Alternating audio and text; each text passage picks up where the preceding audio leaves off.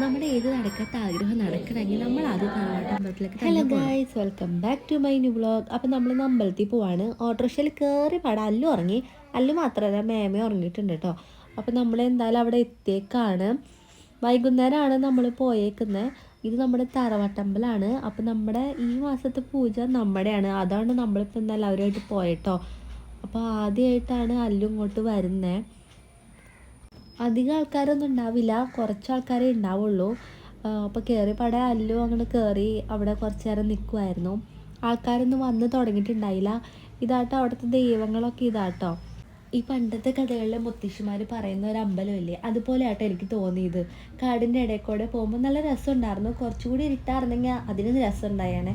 അപ്പം നമ്മളെന്തായാലും അവിടെ കയറി പ്രാർത്ഥിച്ചു. പക്ഷേ എനിക്ക് ആ ഒരു വൈബ് നല്ലോണം ഇഷ്ടമായി. ആദ്യമായിട്ടാണ് പോകുന്നത്. പിന്നെ ഞാൻ ഒരു ചെറിയൊരു അതിഥിനെ കണ്ടു കേട്ടോ. അപ്പോൾ അതിന് നമ്മൾ നേരെ തിരിച്ചിറങ്ങുകയാണ്. കഴിഞ്ഞിട്ടൊന്നുമില്ലായിരുന്നു, നമ്മൾ നേരെ അമ്പലത്തിലേക്കാണ് പോണത്. അപ്പോൾ അവിടുത്തെ പൂജയൊക്കെ കഴിഞ്ഞ് എന്തായാലും രാത്രിയാവും. അപ്പോൾ അതുവരെ നമ്മൾ നമ്മുടെ തറവാട്ടിലാണ് നിൽക്കുന്നത് കേട്ടോ. ഇതാണ് തറവാട്, അതായത് പഴയ കാലത്തെ വീട് പോലെയാണ് ഇവിടെ ഉള്ളത്. നമ്മളിതുവരെ താമസിച്ചിട്ടൊന്നുമില്ല. നമ്മുടെ കുടുംബക്ഷേത്രത്തിൻ്റെ അപ്പുറം തന്നെയാണ് ഈ വീടുള്ളത് കേട്ടോ.